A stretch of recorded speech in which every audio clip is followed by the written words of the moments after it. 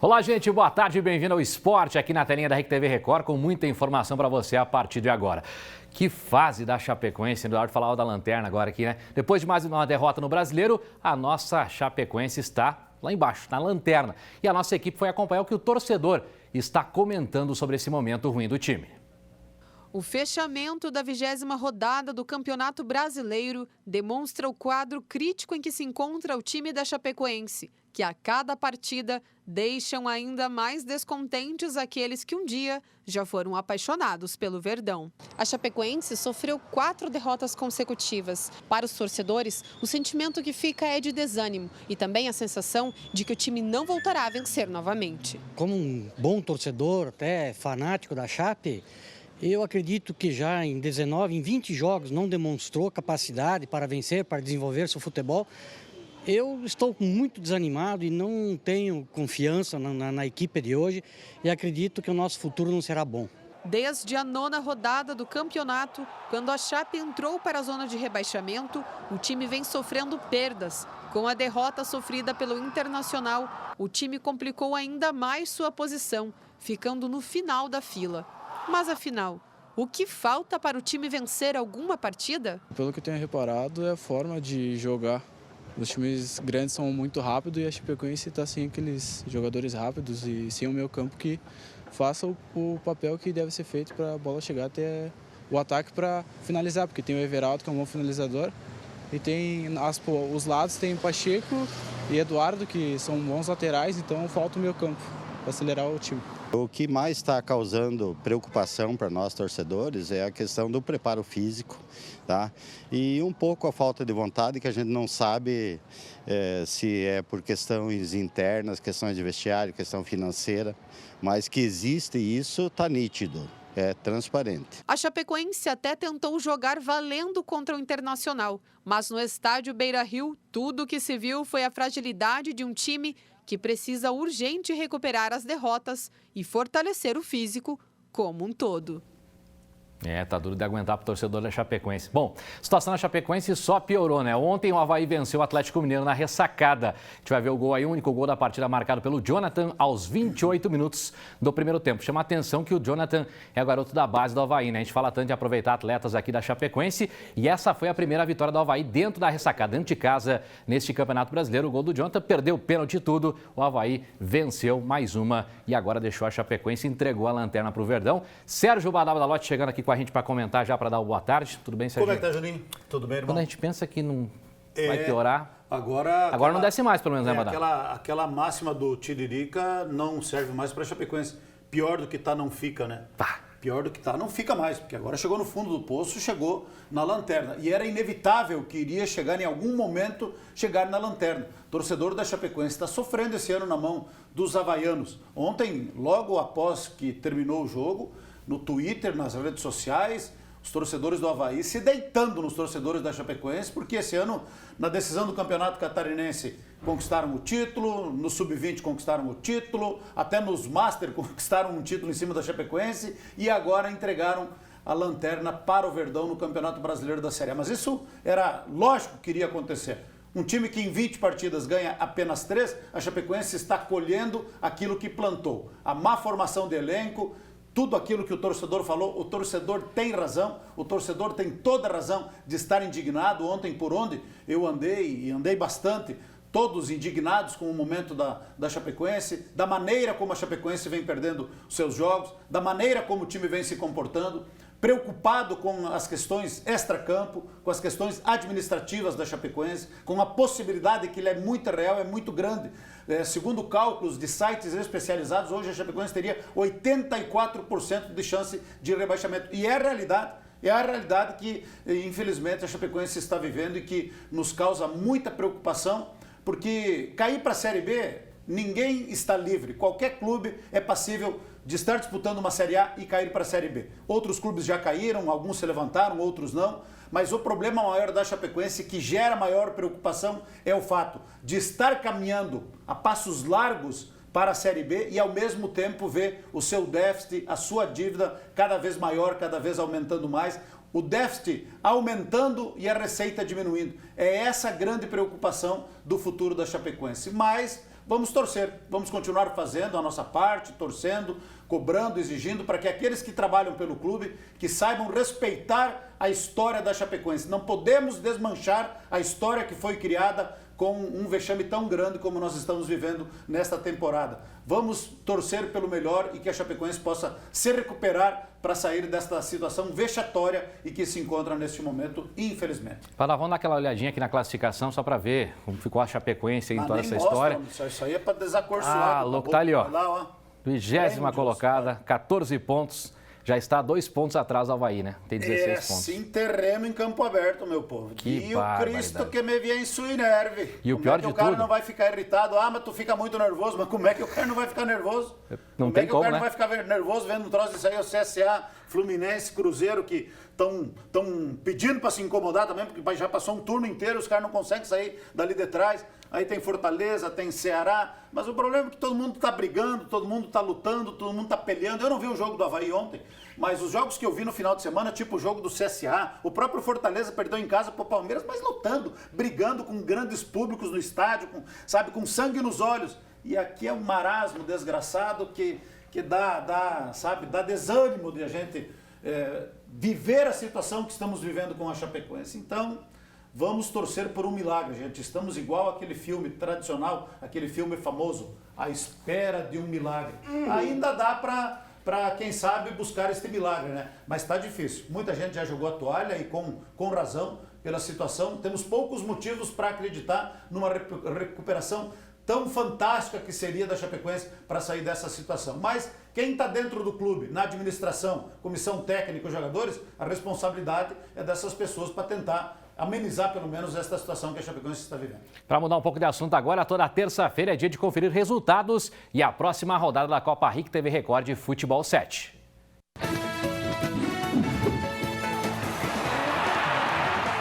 Na sexta-feira, o time do Pague Pouco perdeu para o Ajax por 4-0. A Rondofrio empatou em 4-4 com a Niju. A Cerecer Industrial perdeu para a União Caxambu do Sul por 3-2. E o Peladeiros venceu por 1-0 o Papelão União.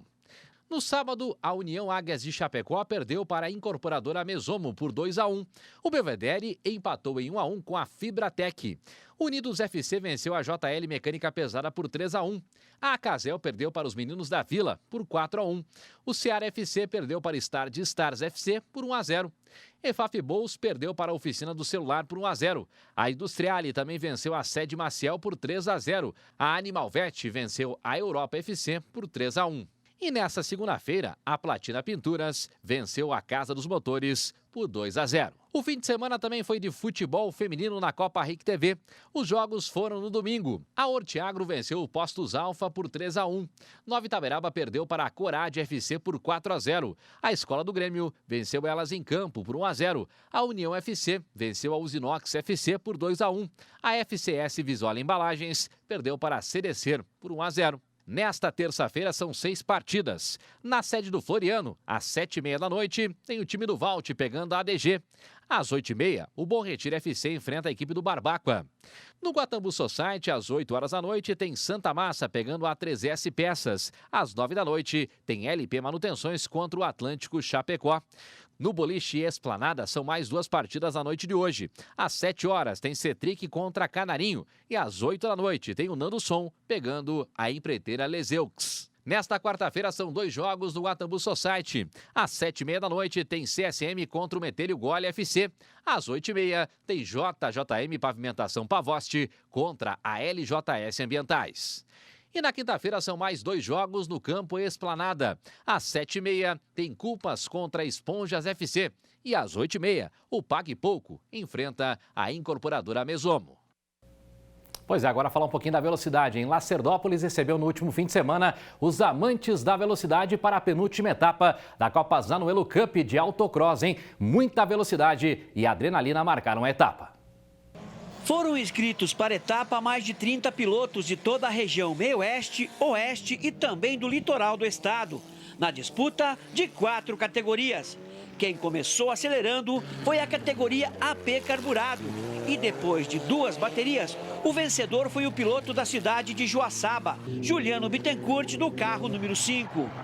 Na sequência, foi a vez das categorias A e B alinharem no grid de largada, com 11 carros.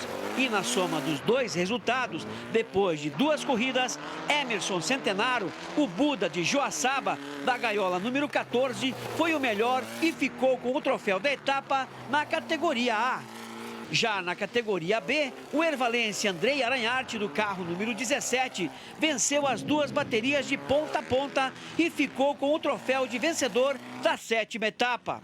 E para fechar o domingo de velocidade no Sítio dos Lagos, em Lacerdópolis, foi a vez da categoria AB. E quem levou a melhor foi o piloto da cidade de Catanduvas, do carro número 16, Juliano Tiepo, que fez a maior pontuação nas 2 baterias e foi o grande vencedor. Na avaliação dos organizadores, a Zanuelo Cup de Autocross vem se firmando como um dos grandes eventos do automobilismo no oeste de Santa Catarina. Tivemos uma participação hoje de 33 pilotos nas 3 categorias. Cada etapa uma evolução, a gente recebe só elogio. Hoje tivemos a visita e andou na prova do Gustavo Manhabosco, um piloto renomado, elogiou muito bem o evento. E o equilíbrio está em todas as categorias, ainda nada definido, ainda falta mais uma etapa para saber quem será o campeão de 2019. Belas máquinas, né? É isso aí, parabéns para o Fábio Pedersetti, que é daqui de Chapecó, participou desta etapa aí, lá em Lacerdópolis, tirou a 2ª colocação e está peleando ali na tabela de classificação geral. Parabéns aí o Fábio Pedersetti, representando bem Chapecó nessa competição. Vamos falar com o Felipex agora? Vamos lá. Vamos para o nosso mochilinho aqui falar de voleibol de saudades que vem se destacando, inclusive venceu aí a Olesk mais uma vez. Felipex está com o pessoal por aí para conversar com a gente aqui na Hora do Esporte. Seja bem-vindo, boa tarde.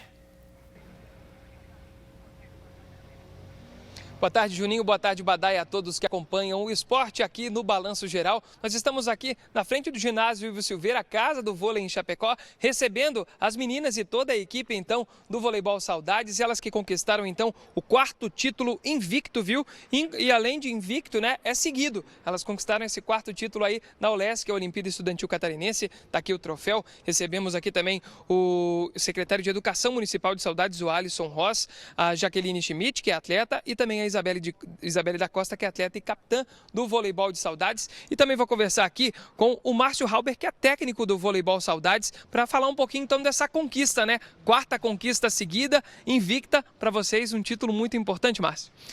Boa tarde. Com certeza, para nós que somos uma cidade com menos de 10 mil habitantes, a gente fica muito feliz e muito honrado em ter, desde 2012, vamos dizer assim, a gente conseguir concretizar o tetracampeonato. Foi um campeonato onde a nossa equipe se postou de uma forma extremamente equilibrada em todos os jogos. Conseguimos vencer essa competição pelo placar de 3-0 todos os jogos. E eu acho que o grupo está de parabéns. Eu acho que foi assim uma trajetória realmente, vamos dizer assim, de certa forma iluminada. E para quem sabe como é se conseguir uma equipe como essa e um título como esse, pegando meninas de 6, 7 aninhos, até se chegar a uma situação como essa de um tetracampeonato para um município como o nosso, com toda certeza é um motivo de muita alegria, muita satisfação e muito orgulho para todos nós saudadenses. Isso aí, parabéns pela conquista. Foram 16 equipes que participaram. O Voleibol Saudade se destaca aí na formação de atletas. Vou conversar com uma dessas atletas, que é a capitã do time, a Isabelle. Isabelle, seja muito bem-vinda ao Balanço Geral. Como é que foi essa competição? Foi difícil? Muito obrigada e boa tarde.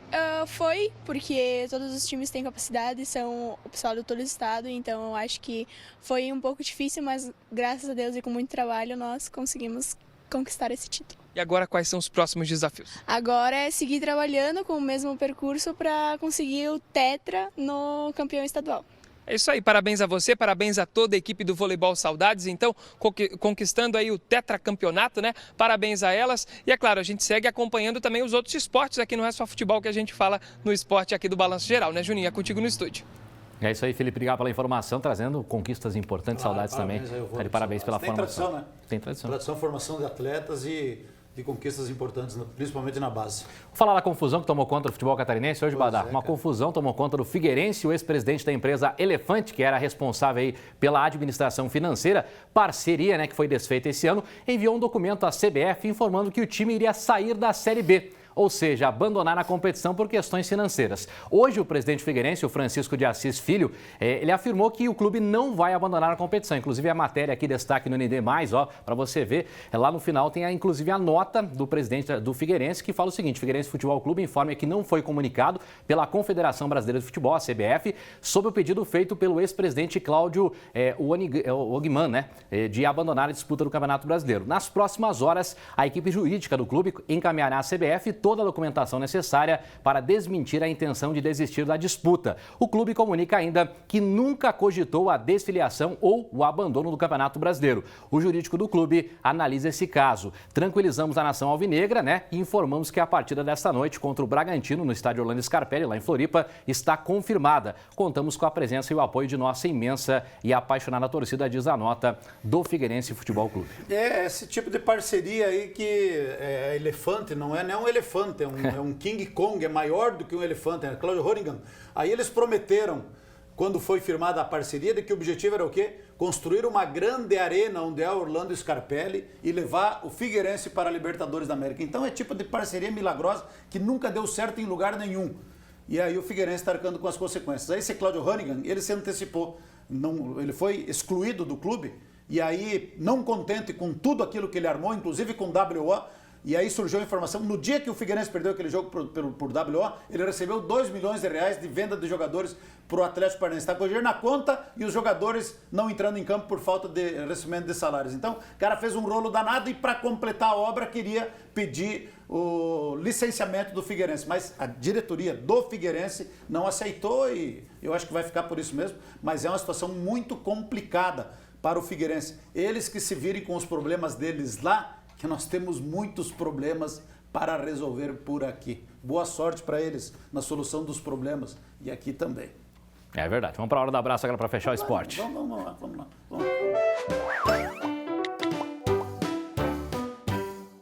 Muito bem, afasta um pouquinho, mais para cá. Deu 2,5 pau, médio lá. Não, vamos ver aqui. É mais ou menos. Mais ou menos isso, tá bom. Mais ou menos. Ô, Rodrigo, ontem me disse assim, ô, Pradão, tem gente pedindo um abraço. Seu Antônio Soares, do bairro EFAP, mandou um abraço. Ele nos parou na sinaleira para falar que assiste todos os dias o Balanço Geral. Ele é fotógrafo. Um abraço pro seu Antônio Soares, do bairro EFAP, fotógrafo, que falou com o com o Rodrigo ontem. Manda um abraço pro Jean Martini, campeiro, uma barbaridade, conversou comigo lá no acampamento Farroupilha e sempre acompanha a nossa programação. Ô, Jean Martini. Curte tudo, comenta. Sim. É um divulgador do Balanço Geral, ele parceirão, é a família dele, né? Carlos Martini, parceirão. Olha aqui, ó. Deixa-me ver, a Jaqueline disse assim, o Eduardo, minha irmãzinha tem 8 anos, ela é muito sua fã. Ela ficou feliz em ver você no acampamento Farroupilha, mas ela não conseguiu te dar um abraço. Então, um abraço pra você, minha querida Maria ou Maria Valentina. Obrigado. Vou tratar como Maria, tá bom? Maria Valentina, obrigado pelo carinho e vai ter oportunidade de a gente dar um abraço aí, tá bom? Obrigado pela tua atenção. E aqui também a dona Tere Trevisan, Faxinal dos Guedes. Quero mandar um abraço para a sobrinha Gabriela Conrado Pius. Gabriela Conrado Pius, que está de aniversário hoje. Parabéns, Gabriela, da tia Tere e de todo o povo do Balanço. São os recados que eu tenho no bolso. Tem bastante aniversariante. O Jefferson Tamanho, grande amigo, um grande abraço pro Tamanho. A Thalita Bernardi e a Débora Paimel também estão no aniversário hoje. E a Tere Trevisan, que mandou um recado, né, também através das redes sociais, já registrou aqui a participação. A Gabriela, que está de aniversário hoje. Foi bem. E aí? Eu vou mandar um abraço pro Edson Fúria, o Tognon. Opa! Ele que preparou o almoço, né, na sexta-feira, que a gente acompanhou aqui no dia do Gaúcho. Primeira. Foi mais um belo evento aí, o Edson Fúria, um abraço. E eu tô me lembrando o nome dos galpões aqui que eu tive ontem à noite lá no acampamento do Farroupilha e provavelmente eu vou errar. Mas eu acho que é o Alma Chucra, né? O Alma Chucra, que lá estavam preparando um jantar com uma equipe lá, um timaço de gente muito bem prestigiado. Um abraço pro Nego Fagundes, que me convidou, o Auri, que é do Alma Chucra também, o mestre de cerimônias e o mestre da cozinha, Paulo César Mosqueta, cabeça de porco era o prato ontem lá. E também alma de farrapos, eu acho, né, meu amigo Osmar Karezek, o Boca lá do Diego e do Diogo, que teve o evento lá da turma do futebol da segunda-feira, do Bar do Boca, também um grande evento. Então, grande abraço a todos que a gente encontrou ontem lá no acampamento Farroupilha e todos acompanham o Balanço Geral. Fechou? Valeu, Pradão. Foi criado na campanha Rancho de Mas Bairro é isso aí, Capim, né? alma chucra e alma de farrapa. É baricoroto. Tá bom, então. Grande abraço pra todos. Até amanhã. Valeu, piazada, valeu, até. Amanhã tem mais Sérgio Badabadamote e também Juninho Espíndola aqui também. Querer lembrar tudo numa hora só é complicado, mas acontece, né?